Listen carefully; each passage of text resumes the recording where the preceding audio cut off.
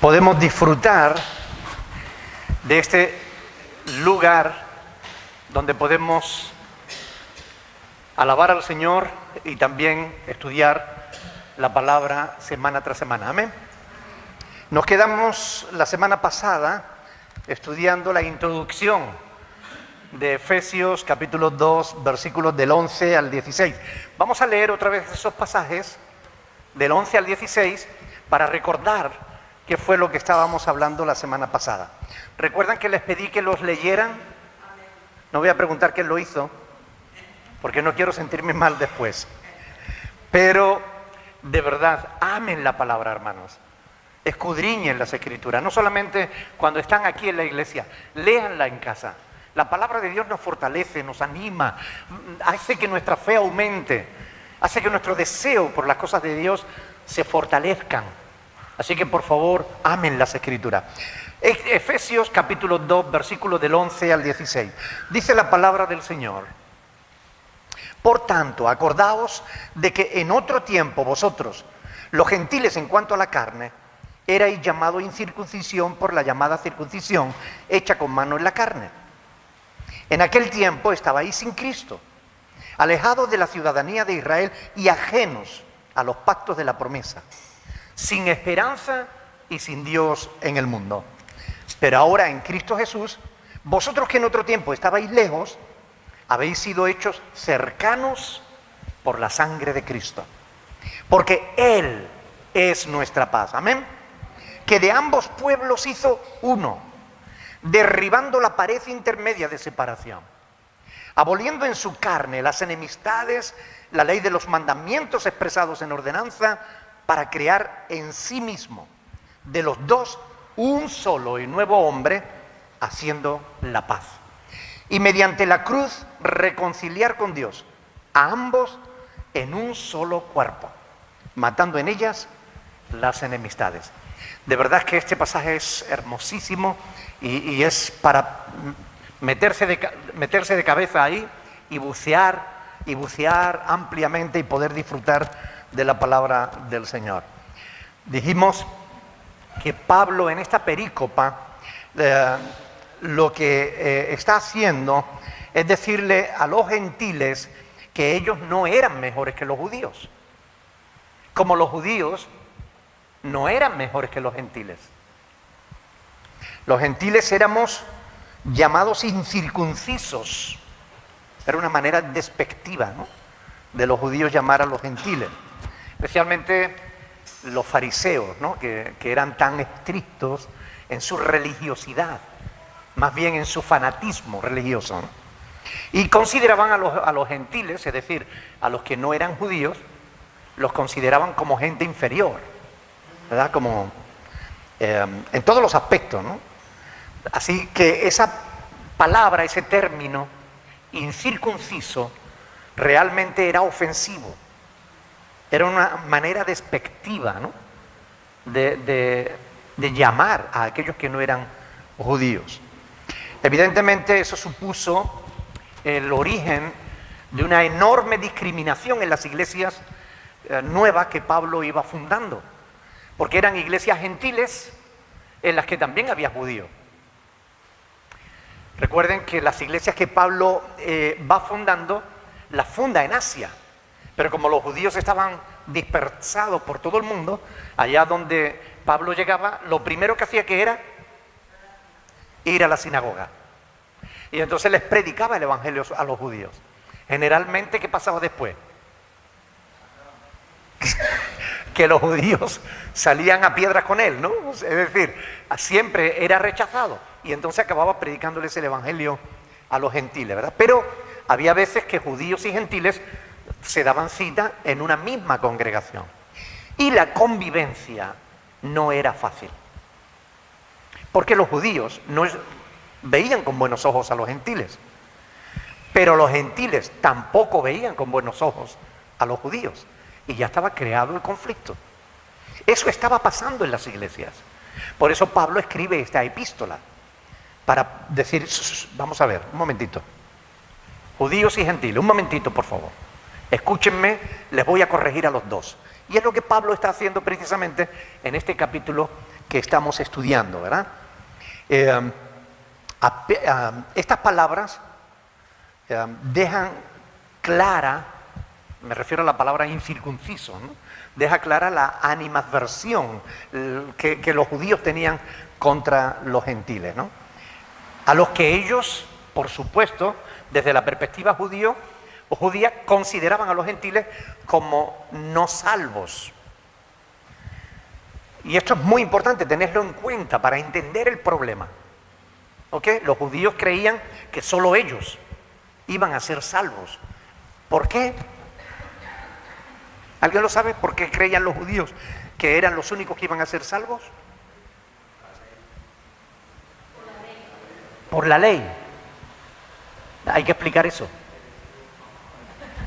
Que no puede hablar, no hable. ¿Por qué los judíos, Jaime? Porque era el pueblo escogido por Dios. Y ellos tenían esa creencia de que aquí solo los judíos somos salvos. Por ese motivo entendían que si alguien no era judío y quería salvarse, lo primero que tenía que hacer era convertirse en judío. Por eso exigían que se circuncidara, porque la circuncisión era el sello de pertenencia al pueblo judío. Era el rito a través del cual un judío decía, yo soy judío. Era un gentil, si quería salvarse desde la perspectiva judía, los judíos le decían, te tienes que circuncidar, te tienes que hacer judío. Y Pablo no estaba de acuerdo con eso. Y los gentiles no estaban de acuerdo con eso. Y ahí estaba el conflicto. Al decir aquí, acordado de que en otro tiempo, versículo 11, vosotros los gentiles en cuanto a la carne erais llamados incircuncisión por la llamada circuncisión hecha con mano en la carne, está refiriéndose claramente a la circuncisión física. No está hablando en el sentido metafórico. Está hablando que ustedes son incircuncisos porque no están circuncidados. ¿Qué? Le decía, conforme a los que estaban circuncidados, es decir, los judíos, consideraban a los otros incircuncisos porque no habían practicado la circuncisión. Pablo está constatando, mostrando la barrera que había entre unos y otros. Barrera que todavía podemos comprobar en multitud de pasajes bíblicos. Hay muchísimos textos en los que vemos ese enfrentamiento entre los judíos y los gentiles, entre los gentiles y los judíos. Curiosamente, hasta el día de hoy, esa actitud judía persiste en los judíos ortodoxos. Todavía los judíos ortodoxos, cuando van por la calle, si se cruzan con un gentil, hacen así, para que no le toque, porque se consideran como que le ensucian. Aún hoy en la actualidad. No todos los judíos, pero los ortodoxos no quieren contacto con los gentiles. Gentiles es una palabra que se traduce del griego ethnot, de donde aparece nuestra palabra, de donde sale nuestra palabra etnia. Y lo que significa son naciones, pueblos, ¿ok? Eso es lo que significa gentiles. Otras naciones, otros pueblos que no son el pueblo judío. Como decía Jaime, no son el pueblo escogido, ¿ok? Sino que son otras naciones. Y ellos lo decían así, ¿no? De manera despectiva. Para los judíos, los gentiles eran paganos, eran gente bárbara, eran gente aborrecible. Según el teólogo Barclay, antes de la venida de Cristo, este aborrecimiento fue tan grande en los judíos que consideraban que los gentiles habían sido creados por Dios únicamente para servir como combustible en el infierno. Escuchen bien. Poco antes de que Cristo naciera, la creencia que había entre los judíos es que Dios había creado a los gentiles, es decir, a ti y a mí que no somos judíos, para servir de combustible en el infierno. O sea, fíjense hasta qué extremo llegaba el aborrecimiento de los judíos. ¿Ok? O sea, ver a un gentil para ellos era ver algo impuro, ¿no? Es evidente que le dieron a la circuncisión una importancia exagerada, ¿verdad? Le dieron mucha más importancia de la que Dios le estaba dando, ¿ok? Y Pablo va a dedicar muchos esfuerzos a lo largo de todas sus epístolas para combatir esas actitudes de su propio pueblo, del pueblo judío. Recuerden que Pablo era judío, ¿ok? Vamos a ir, por ejemplo, a Hechos capítulo 20, versículo 21. Hechos 20, 21.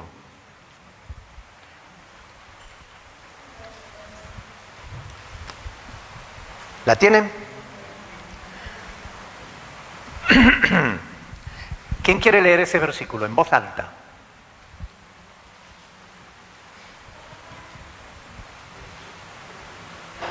Testificando a judíos y a gentiles acerca del arrepentimiento para con Dios y de la fe en nuestro Señor. De una manera muy suave, muy dócil.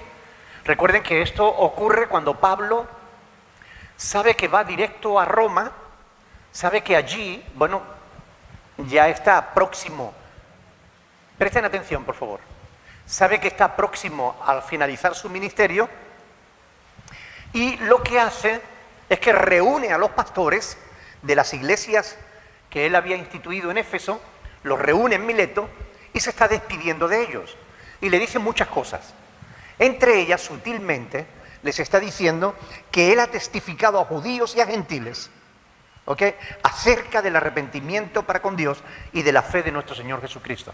Es decir, les está diciendo que no es la circuncisión, que los requisitos imprescindibles que Dios demanda de unos y de otros, de judíos y gentiles, ¿son cuáles? Arrepentimiento y fe. Pablo, pero fíjense que está diciendo a judíos y gentiles, testificando a judíos y gentiles acerca del arrepentimiento y de la fe en Cristo. No menciona la circuncisión como un requisito sin el cual tú no puedes ser salvo. Por tanto, ¿no es eso lo que había predicado Cristo desde el principio? ¿Recuerdan la predicación de Jesús en Marcos 1, del 14 al 15, cuando dice que Él comienza su ministerio y dice, el reino de los cielos se ha acercado, arrepentíos, ¿verdad?, y convertíos para que sean borrados vuestros pecados? Ese es el evangelio de Cristo. Cristo lo predicaba y Pablo sigue en la misma línea que Jesús. Pablo no le da la razón a los de su nación, sino que los corrige. Le dice, no es por ahí, no es por las tradiciones judías, es por el arrepentimiento y la fe en Cristo. Por eso, a mí me llama poderosamente la atención el hecho de que aún hoy en día, en pleno siglo XXI, encontremos gente que insisten en judaizar a la iglesia. Es increíble. Hay gente que todavía celebra la Pascua, como si Cristo no fuera nuestra Pascua. ¿Tenemos nosotros ahora que matar un cordero? ¿No es Cristo el Cordero de Dios que murió por todos nosotros? ¿Tengo yo ahora que seguir las tradiciones judías? ¿Tengo que ponerme un talil, un manto para poder orar? ¿Qué sentido tiene eso? ¿Tenemos que convertirnos al judaísmo para tener la certeza de que vamos a ir al cielo? De ningún modo. ¿Tenemos que empezar a hablar usando hebraísmos? Es decir, usando palabras hebreas. No, a Jesús no se le puede llamar Jesús, hay que llamarle Yeshua HaMashiach. Pero ¿desde cuándo soy yo hebreo para tener que hablar en hebreo? La Biblia no está traducida al castellano y no tenemos el nombre de Jesús escrito en la Biblia. ¿Por qué no usar el nombre que tenemos en la palabra de Dios? ¿Qué sentido tiene que ahora no podamos llamar a Dios Dios o Jehová? No, no, ahora hay que llamarle Elohim o Adonai o El Elión. ¿Qué sentido tiene todo eso? ¿Soy yo acaso hebreo para hablar hebreo? ¿No soy yo español y además andaluz por más señas? ¿Qué sentido tiene, no? Ese era el problema, que había algunos judíos que insistían que como la fe venía de los judíos, ¿ustedes saben que hay quien piensa que Dios es hebreo? ¿Que Dios es judío? Pero Dios no es judío, ni es hebreo. Es que Jesús era judío, sí señor. Jesús nació en el pueblo judío, pero Jesús no era judío.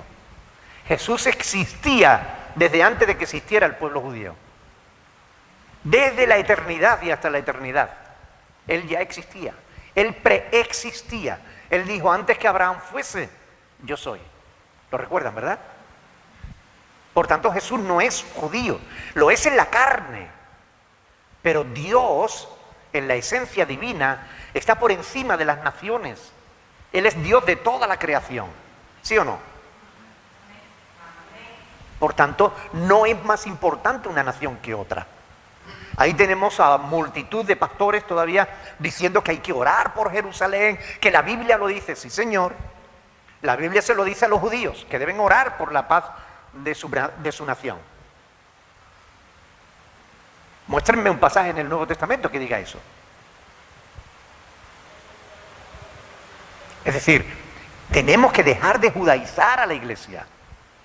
El pueblo de Israel que existe hoy no es el pueblo escogido por Dios. Es un pueblo rebelde, idólatra, que celebra el orgullo gay y que hace barbaridades.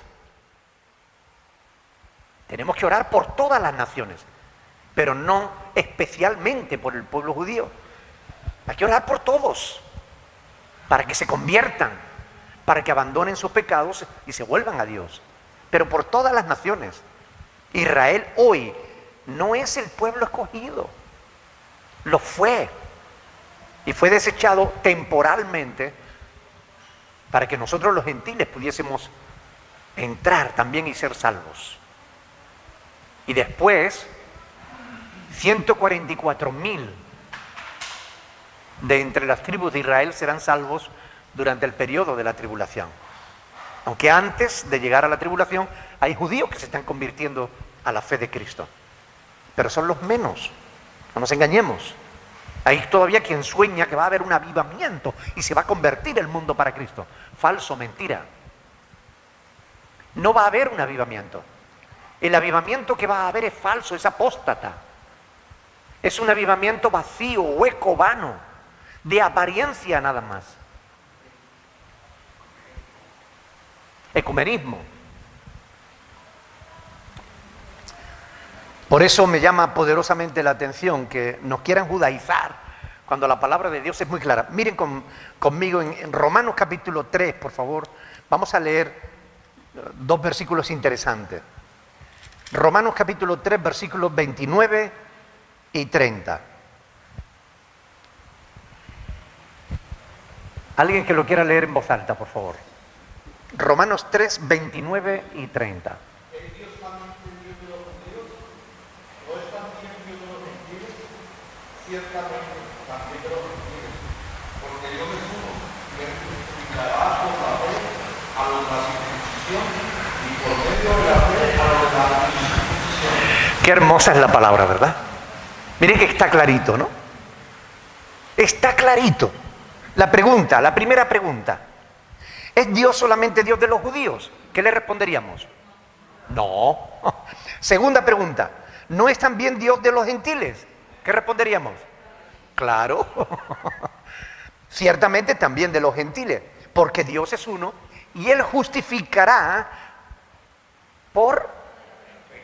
Escuchen bien, ese es el medio. La fe. Justificará por la fe, no por la circuncisión. Justificará por la fe a los de la circuncisión, es decir, a los judíos. Y por medio de la fe a los que no están circuncidados, es decir, a los gentiles. Así que lo importante no es la circuncisión. Esté circuncidado o no, lo importante es la fe. ¿Está claro o no? Es impresionante. La palabra de Dios es sencilla, clara, específica. Qué bueno. Una vez más, arrepentimiento y fe. Nada de circuncisión. Vamos a ir a Efesios capítulo 2, versículo 12, donde dice: en aquel tiempo estabais sin Cristo, alejados de la ciudadanía de Israel, ajenos a los pactos de la promesa, sin esperanza y sin Dios en el mundo. Bueno, esta es una realidad. Pablo está describiendo cuál era nuestra situación sin Cristo. Sin Cristo estábamos perdidos.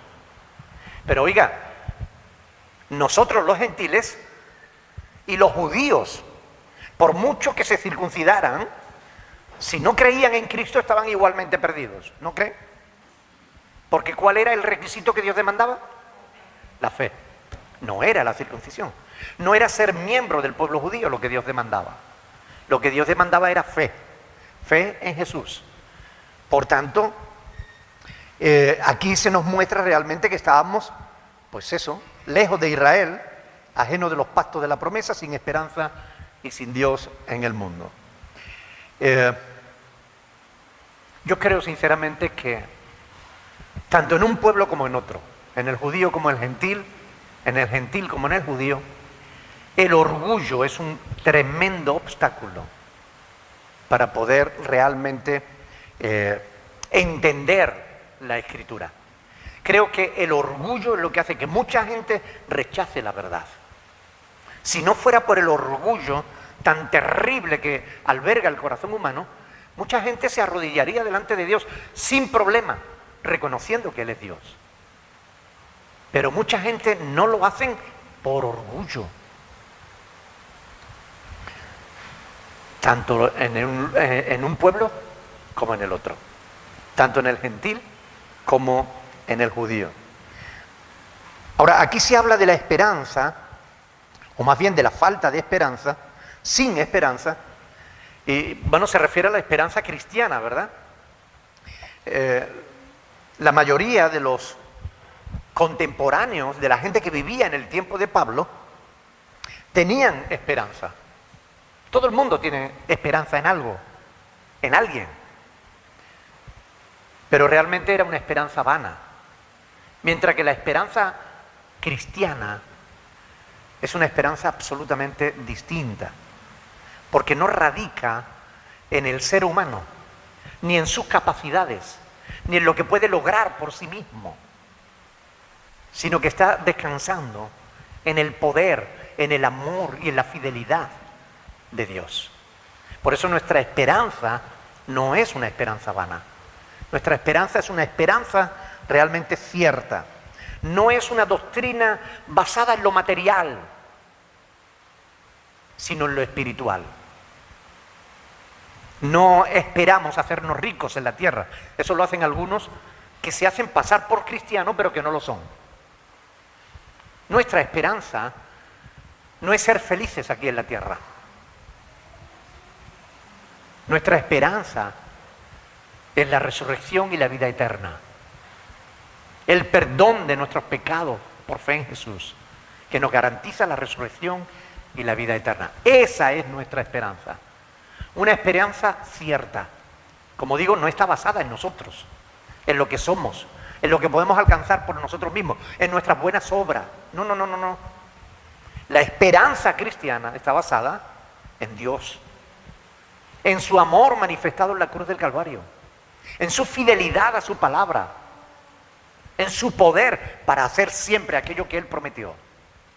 ¿O hay alguien que pueda impedir que Dios cumpla con lo que Él ha prometido? Nadie. Ahora bien, esa esperanza se hace evidente en la transformación de vida que Dios produce en el corazón del que la tiene. Cuando tú depositas fe y adquieres esperanza en Dios, tu vida cambia. Mire, yo lo he visto palpablemente, lo he comentado en algunas ocasiones, lo he visto en los momentos difíciles de la gente. Cuando la gente se enfrenta, por ejemplo, al momento de la muerte. Hay una diferencia terrible entre el que tiene esperanza cristiana y aquel cuyas esperanzas eran vanas. Hay una diferencia enorme. El que no tenía puesta su fe y su esperanza en Dios, sufren, gimen, lloran, se lamentan y padecen un pánico terrible a la hora de morir, porque saben lo que les espera. Gente que han sido duros de servir toda su vida. Gente que han sido orgullosos, que se han mantenido firmes, luchando contra Dios, blasfemando y tal. En los momentos de su muerte, lloran como niños, como bebés, a quien se le ha quitado un caramelo. Porque saben a lo que se enfrentan. Mientras que cuando un cristiano enfrenta la muerte, lo hace desde una perspectiva absolutamente distinta. Lo hace con gozo, no con dolor.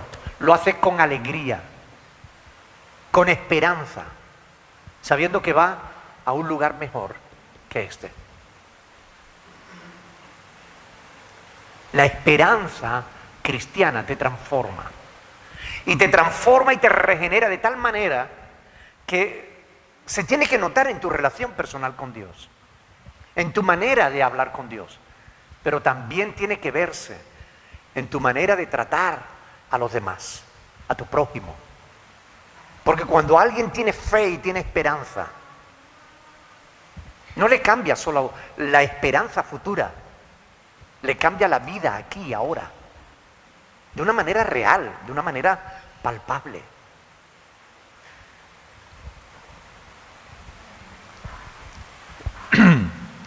Dios nos manda a amarnos los unos a los otros. Lo hemos leído al principio, ¿verdad? En la introducción del estudio, yo leí Juan 13 del 34 al 35, donde Jesús dice: un mandamiento nuevo os doy, que os améis unos a otros. No de cualquier manera, sino como yo os he amado, dice Jesús. Y en eso conocerán todos que sois mis discípulos, si tuviereis amor los unos con los otros. De tal manera que el amor al prójimo viene a ser una característica que evidencia al que de verdad es cristiano, al que de verdad tiene fe y tiene esperanza, le adorna el amor. El amor a Dios, que es el guardar sus mandamientos, y el amor al prójimo, especialmente a los hermanos en la fe. La esperanza de la que habla Pablo es una esperanza cierta. Fíjense lo que dice el apóstol Juan en 1 de Juan 3:14.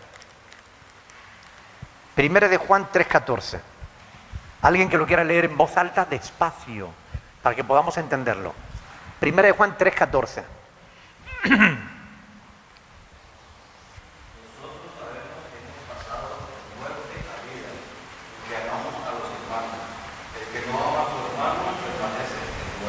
Amén.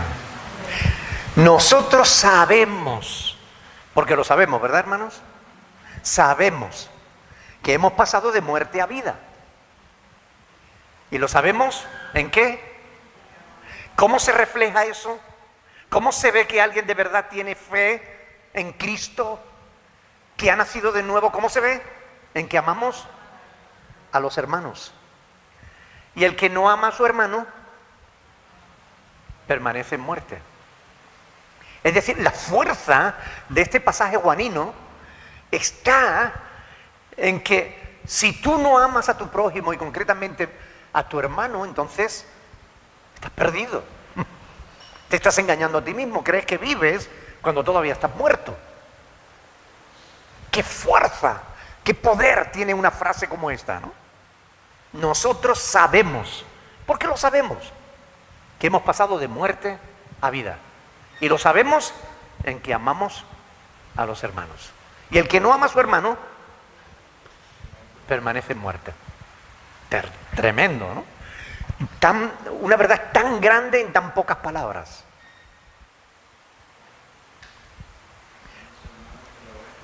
¿Perdón? Bueno, ahora la cuestión es que tenemos un problema en la iglesia.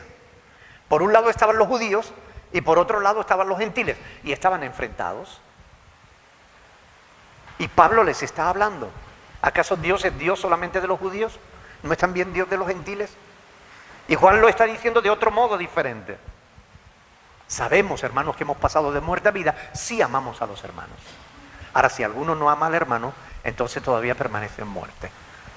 Y es que la palabra tiene una fuerza, es algo que está ahí y desmenuza, desbarata, destroza cualquier argumento contrario a la verdad. La verdad es que si tú eres cristiano, tú amas a tus hermanos. Ahí está. Fíjense, Pablo dice que nosotros sabemos que todas las promesas de Dios son en Él sí y en Él amén. ¿Verdad? Son en Él verdad. Porque las promesas de Dios son ciertas. Nosotros a veces prometemos y aún queriendo, a veces no podemos prometer, no podemos cumplir. Por eso se nos dice que más vale no prometer que prometer y no cumplir, ¿verdad? Pero a veces aún queriendo cumplir, por alguna razón ajena a nuestra propia voluntad, nos vemos con que no podemos cumplir. Pero ¿habrá alguna circunstancia que impida que Dios cumpla con sus promesas? ¿Habrá algo que impida que Dios cumpla con su palabra?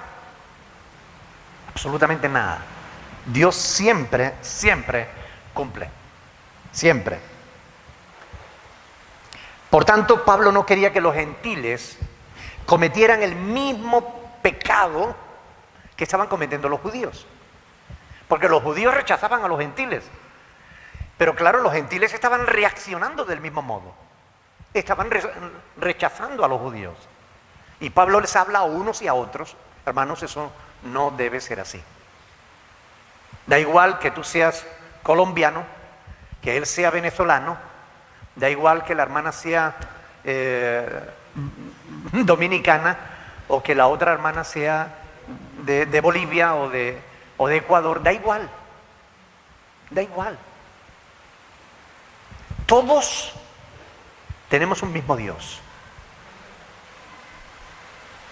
No es Dios, el Dios de los colombianos no es el mismo que el Dios de los venezolanos, ¿verdad? ¿Y los colombianos no se salvan por fe en Jesús? ¿Y los venezolanos se salvan porque se circuncidan? No. ¿Cómo se salvan los venezolanos? Por fe en Jesús también. Entonces, si somos hermanos y tenemos un mismo Padre, ¿no debemos amarnos los unos a los otros? Esto es lo que Pablo está diciendo, lo que Juan nos dice también, lo que toda la Escritura nos está diciendo, lo que nos dijo Jesús, que nos tenemos que amar los unos a los otros, porque eso evidencia que somos verdaderos discípulos de Cristo. La palabra es tan sencilla, tan hermosa al mismo tiempo, y tan aplastante, que desmenuza cualquier argumento contrario a la verdad. Romanos 3:9. Lean conmigo, hermanos. Romanos 3:9.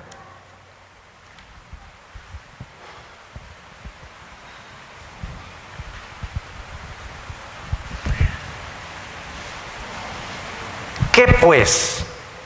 Es una pregunta de Pablo. ¿Somos nosotros mejores que ellos?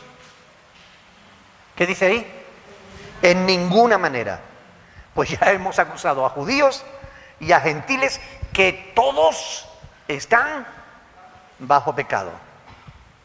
Judíos y gentiles, todos están bajo pecado. Romanos 3:9. Con este lenguaje genérico, el mensaje de Pablo es claro. O tienes a Cristo o estás perdido. Da igual si eres judío o gentil. O tienes fe o te condena. Da igual que te circuncides o no te circuncides. Lo único realmente importante es que te hayas arrepentido de tus pecados y que tengas fe en el sacrificio de Cristo como tu único y suficiente Salvador. Porque todos estamos bajo pecado. Y si leen el versículo 23, dice ahí, por cuanto todos pecaron y están destituidos ¿de qué? De la gloria de Dios. Todos. Todos acabamos pecando, tarde o temprano. Y el pecado nos destituye de la gloria de Dios. ¿Qué es lo que nos puede dar acceso de nuevo otra vez a la gloria de Dios? Pues evidentemente la fe, el arrepentimiento y la fe. Pero judíos y gentiles, sin que ninguno en particular pueda justificarse delante de Dios. De ninguna otra manera que no sea por medio de la fe en Cristo. No es por ningún otro motivo que podemos ser salvos. No es por pertenecer a una etnia.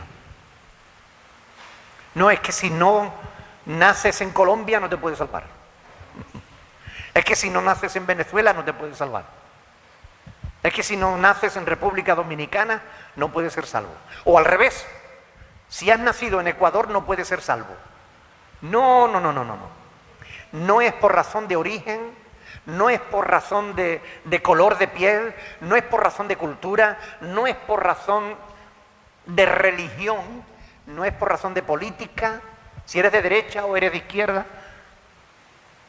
Lo único que Dios exige de todos para la salvación es el arrepentimiento y la fe. Arrepentimiento y fe.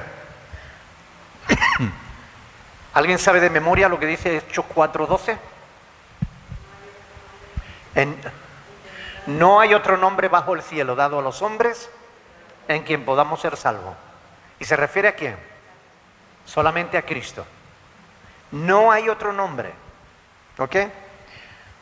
Ahora, si nosotros vamos, nos queda todavía unos minutitos, si nosotros vamos a Efesios capítulo 2, versículo 12, al final dice, sin esperanza, dice, ¿y qué más? Y sin Dios en el mundo. Sin esperanza y sin Dios en el mundo. Es interesantísimo cuando uno ve en el original, he comprado un Nuevo Testamento interlineal de César Vidal, es una verdadera obra de arte, es una joya de la literatura, porque el Nuevo Testamento interlineal que todo el mundo conoce en español era el de Francisco La Cueva, pero ese Nuevo Testamento interlineal está basado en los textos de Westcott y Hort, es decir, está basado no en el Textus Receptus, no en los textos originales, sino en los documentos del Vaticano y del Sinaítico, que son documentos espurios, falsos, es decir, del siglo IV, que contienen multitud de errores.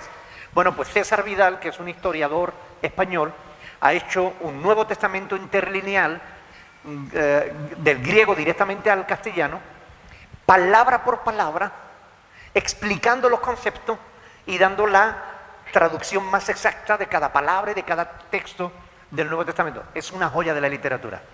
Yo leyendo justamente este versículo, cuando dice, y sin Dios, sin esperanza y sin Dios en el mundo. Dice, sin esperanza y ateos en el mundo. Ateos, sin Dios. Es alguien que no tiene a Dios en su vida.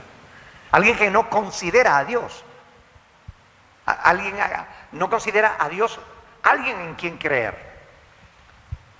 Bueno, esta frase de Pablo es muy curiosa si tenemos en cuenta el contexto histórico en el que Pablo la dice. Porque Pablo está escribiendo aquí, ¿a quién? A los efesios. Claro, los efesios eran un pueblo que era muy idólatra. Los griegos, los romanos, en toda Asia Menor se adoraban multitud de dioses. Es enorme el Olimpo, es enorme, tanto el griego como el romano, es enorme.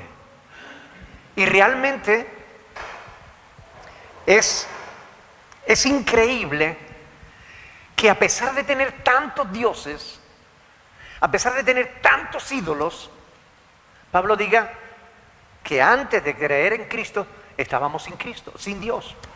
Estábamos ateos. ¿Entienden la cuestión que conlleva eso? Estaban adorando multitud de dioses, pero estaban ateos. ¿Por qué ateos?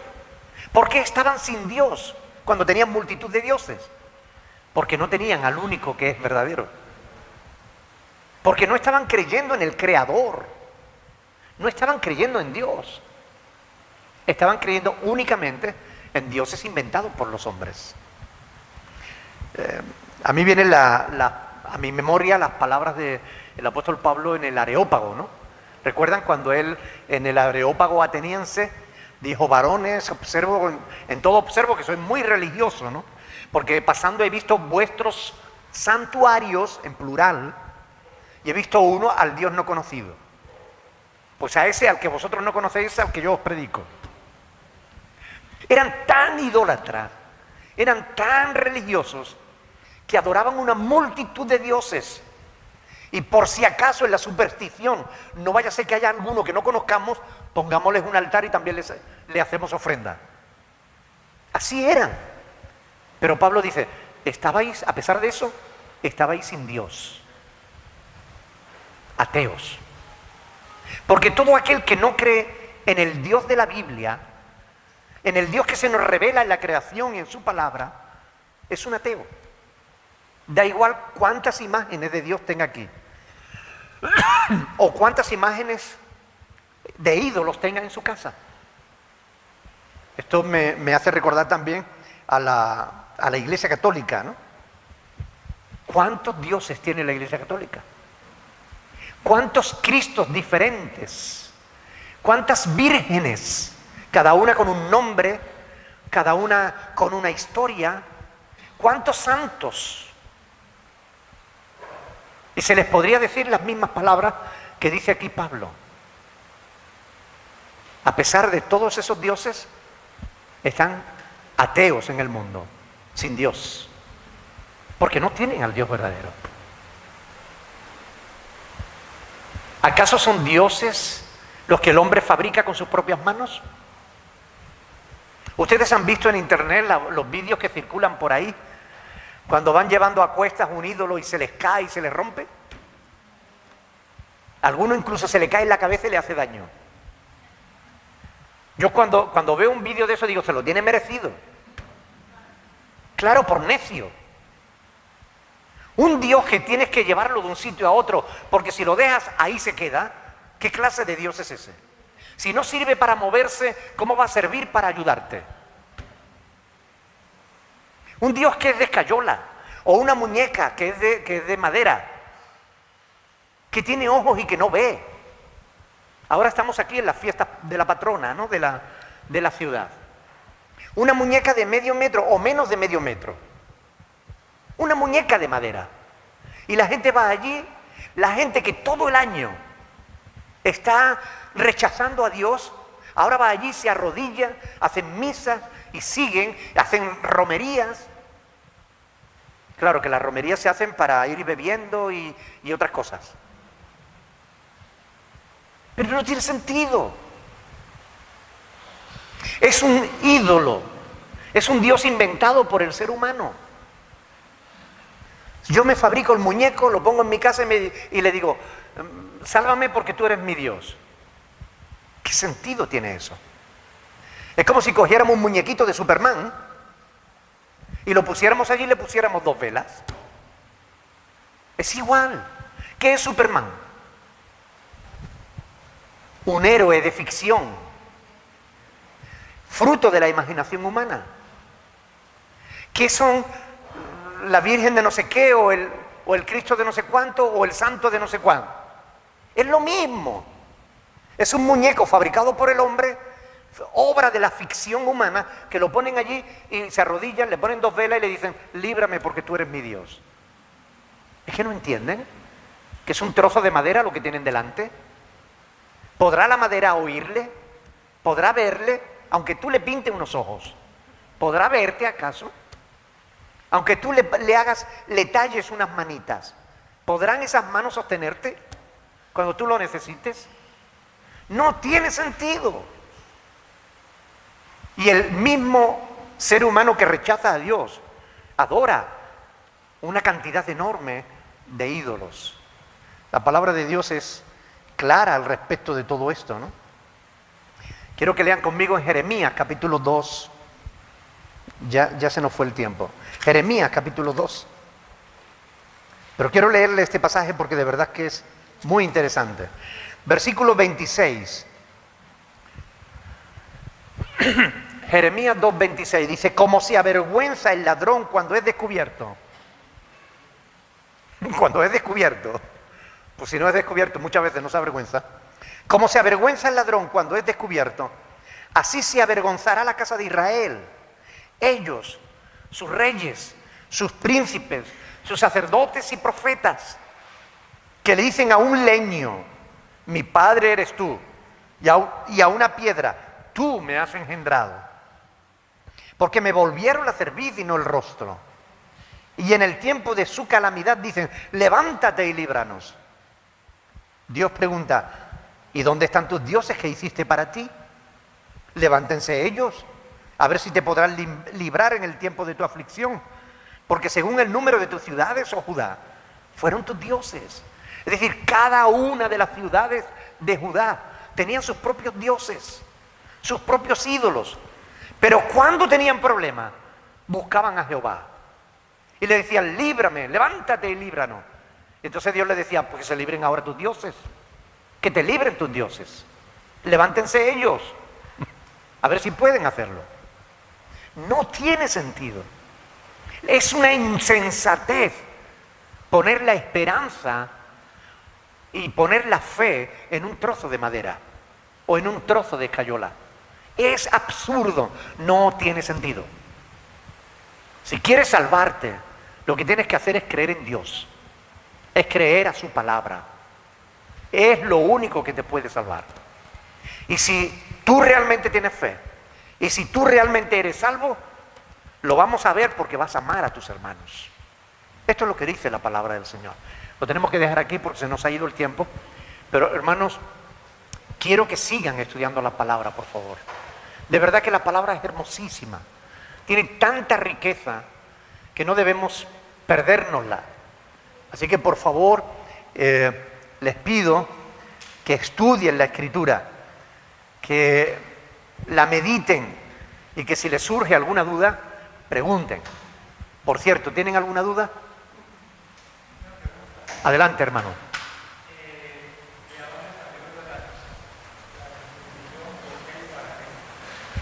¿De dónde salió la circuncisión? Bueno, fue un mandamiento que Dios le dio a Abraham. ¿Ok? Entonces, justamente como sello de identidad para su pueblo. ¿Ok? Como una señal de identificación del pueblo. ¿Ok? Ahora, evidentemente, como todo lo que es del Antiguo Testamento, era una sombra de lo que había de venir. Ahora realmente se nos dice claramente en el Nuevo Testamento, que confirma al Antiguo, que lo que realmente debe distinguir al creyente, al que forma parte del pueblo de Dios, y esto lo vamos a ver la próxima semana, cuando hablemos de la fusión de esos dos pueblos, del judío y del gentil, lo que verdaderamente le identifica no es la circuncisión, como estamos viendo, sino la fe en Cristo, ¿no? ¿Ok? ¿Más preguntas? Cuando habla de los fariseos, que había varias clases de fariseos. ¿Que había más? Varias clases de fariseos. Bueno, lo que había era fariseos, saduceos, herodianos, o sea, había varios tipos de grupos dentro de lo que era el pueblo judío, ¿no? Los fariseos eran, digamos, los más estrictos en cuanto al cumplimiento de la ley, ¿no? Se aferraban más a la letra, ¿ok? Aunque en realidad se aferraban más a la letra del Talmud, es decir, de los comentarios rabínicos, que de la propia Torá, que es la palabra de Dios. ¿Ok? Por eso Jesús los enfrentó muchas veces. Claro. ¿Más preguntas? Bueno, Pues entonces la dejamos aquí y la próxima semana seguimos si Dios quiere. Vamos a poner estas cosas que vamos aprendiendo en las manos del Señor para que Él nos ayude a poder meditarlas y a poder ponerlas por obra. Cada uno de nosotros tenemos que analizar nuestra vida y ver, Señor, ¿hay fe en mi vida? ¿Qué tipo de fe tengo? ¿Estoy creyendo en ti o estoy creyendo en algún ídolo que yo me he fabricado en mi propia mente o en mi propio corazón? ¿Estoy realmente amando a los hermanos? Porque si yo creo que estoy adorando a Dios, pero no tengo amor para con los hermanos, entonces me estoy engañando a mí mismo. Es decir, todas estas cosas las tenemos que meditar en nuestro corazón porque son palabras de Dios para nuestra vida. Amén. Alguien que nos despida en oración, por favor. Santísimo Señor, Dios nuestro, una vez más, Padre, te damos muchísimas gracias por tus palabras, te damos gracias por tus enseñanzas, Padre Celestial, y también a nuestro Espíritu, Señor, podamos tener claro, Señor, que esa fe, Señor, en ti, Padre, ayúdanos, Señor, que cada día, Señor, podamos vivir esa palabra, podamos vivir en Sí, amor, Señor. Padre, nosotros con vosotros. Amén. Amigos tuyos, Señor, como hermanos en Cristo, Padre de la gloria. Te pedimos, Señor, que tú nos cuides, Señor, al salir de aquí, Señor, y que podamos seguir, Señor, buscándote. En el nombre de Amén. Jesús. Amén. Dios les bendiga, mis hermanos.